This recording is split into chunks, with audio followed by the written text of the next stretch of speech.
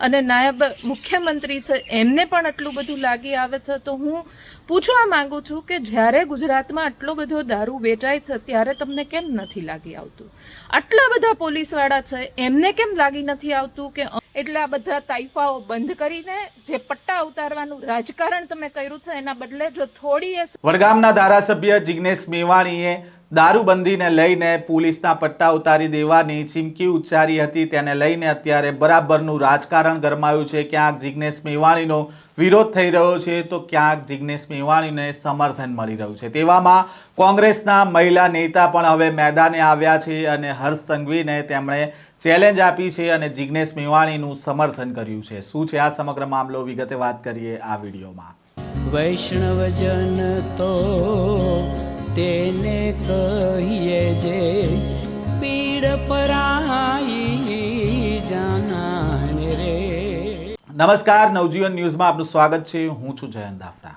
વડગામના ધારાસભ્ય જિગ્નેશ મેવાણીનો વિડીયો હાલ સોશિયલ મીડિયામાં ખૂબ વાયરલ થઈ રહ્યો છે। તેમણે વાવ થરાદની એસપી કચેરીએ પહોંચ્યા હતા। તેમની સાથે કેટલીક મહિલાઓ અને પુરુષો હતા જે શિવનગર વિસ્તારના હતા અને જિગ્નેશ મેવાણીને ફરિયાદ મળી હતી કે શિવનગર વિસ્તારમાં ડ્રગ્સ અને દારૂ બેફામ રીતે વેચાઈ રહ્યું છે અને પોલીસને રજૂઆત કરવા છતાં બંધ નથી થઈ રહ્યું અને આ મામલે જિગ્નેશ મેવાણી આક્રોશમાં આવે છે અને એસપી કચેરીએ આ વિસ્તારના લોકોને લઈને પહોંચે છે અને પોલીસ અધિકારીઓ અને કર્મચારીઓ ત્યાં હાજર હતા તેમને રીતસરના તતડાવે છે અને ગુજરાતમાં જે આ દારૂબંધી છે તેને લઈને સવાલો પણ ઊભા કરે છે। સાથે જ જે આ વિસ્તારમાં ડ્રગ્સની બદીઓ ચાલી રહી છે અને દારૂ વેચાણ થઈ રહ્યો છે તેને લઈને પોલીસને પડકાર ફેંક્યો હતો। સાથે જ ગૃહ રાજ્યમંત્રી હર્ષ સંઘવીને પણ તેમણે પડકાર ફેંક્યો હતો અને તેમણે આક્રોશમાં આવીને કહ્યું હતું કે પોલીસના પટ્ટા ઉતારી દેવામાં આવશે। આ પોલીસના પટ્ટા ઉતારી દેવામાં આવશે જે નિવેદન આપ્યું જિગ્નેશ મેવાણીએ તેને લઈને ગુજરાત પોલીસ પરિવારમાં ભારે આક્રોશ જોવા મળ્યો।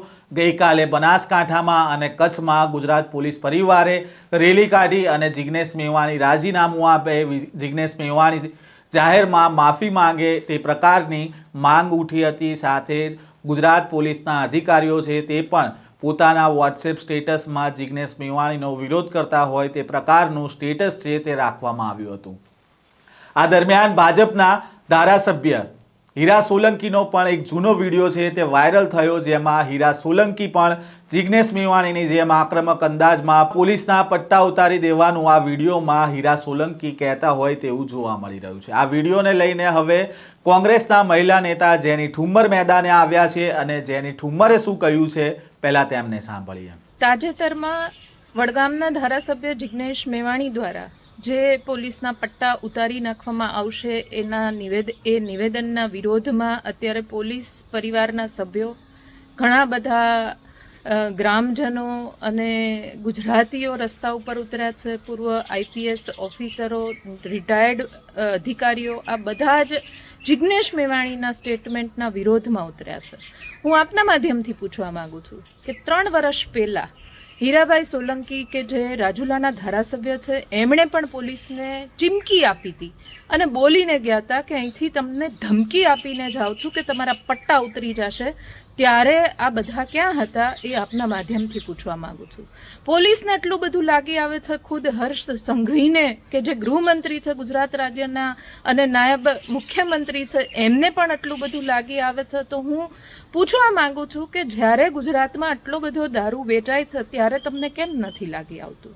આટલા બધા પોલીસવાળા છે એમને કેમ લાગી નથી આવતું કે અમે લોકો દારૂબંધીના નામે આટલો બધો ગુજરાતની જનતા સાથે તોડ કરીએ છીએ ત્યારે તમને કેમ નથી લાગી આવતું એ આપના માધ્યમથી પૂછું છું। તમે જે વિરોધ કરાવો છો, જ્યારે આમ આદમી પાર્ટી હોય, કોંગ્રેસ પાર્ટી હોય, વિપક્ષના નેતાઓ હોય એ સવાલ પૂછે ત્યારે તમામ લોકોને કે જે ભારતીય જનતા પાર્ટી સાથે જોડાયેલા છે, જે સરકારી તંત્ર સાથે જોડાયેલા છે ત્યારે તમને લાગી આવે છે, પણ આ જ વાક્યો જ્યારે ભારતીય જનતા પાર્ટીના આગેવાનો બોલે છે ત્યારે તમને નથી લાગી આવતું, ત્યારે તો તમે સામેથી પટ્ટા ઉતારીને કાઢવાની તૈયારી બતાવો છો। આ તમારી નપુસંકતા સાબિત કરી આપે છે કે તમને સાચું સાંભળવું પોસાતું નથી। તમારા પટ્ટા ઉતારી નાખવાની ધમકી આપી શેના આધારે આપી?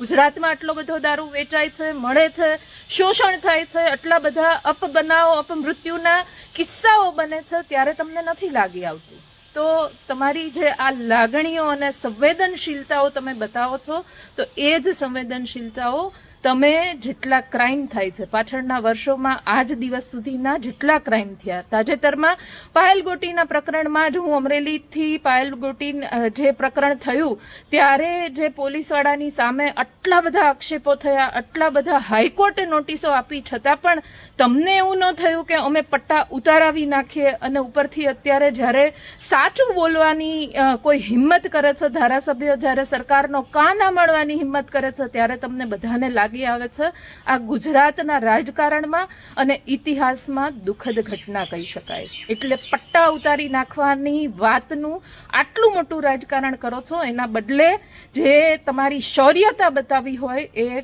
ગુજરાતમાં જે દારૂ વેચાય છે, ડ્રગ્સ વેચાય છે, એના લીધે આજની યુવા પેઢી ભટકી રહી છે, દિશાવિહીન થતી જાય છે, એમાં તમારી સંવેદનશીલતા બતાવો તો મને લાગે છે કે તમે સાચી આગેવાની કરી કહેવાય.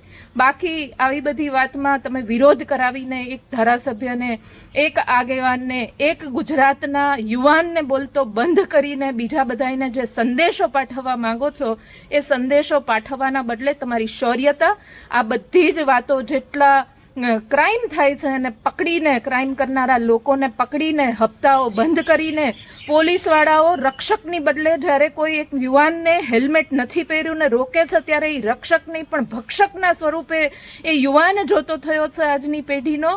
એ લોકો સામે તમારી શૌર્યતા અને સંવેદનશીલતા દેખાડો અને ખરેખર ગુજરાતને જે દારૂબંધીની વાતો કરો છો પણ એની આડ નીચે જે કરોડો રૂપિયાનો ભ્રષ્ટાચાર કરો છો એના ઉપર પગલાં લ્યો. જે રિટાયર આઈએએસ આઈપીએસ અધિકારીઓ આના સમર્થનમાં રસ્તા ઉપર આવ્યા છે એમની પણ તપાસ કરો કે એમણે જ્યારે પોતાની ડ્યુટી કરી હતી ત્યારે કેટલો ભ્રષ્ટાચાર કર્યો છે, અત્યારે એ કઈ ગાડીઓ લઈને ફરે છે, અત્યારે એમની કેટલી પ્રોપર્ટી છે, કેવા બંગલામાં રહે છે. આવી બધી વાતોને વિરોધો કરીને તમે કોઈની ગુજરાતની જનતાની લાગણીઓ જીતી નહીં શકો, ઉલટાની તમારા ઉપર ફિટકાર વરસશે. એટલે આ બધા તાઇફાઓ બંધ કરીને જે પટ્ટા ઉતારવાનું રાજકારણ તમે કર્યું છે એના બદલે જો થોડી એ સંવેદનશીલતા હોય તો આવા અધિકારીઓ જાતે પટ્ટા ઉતારીને આપી દે એવી વિનંતી કરું છું. નમસ્તે. વૈષ્ણવજન તો તેને કહીએ જે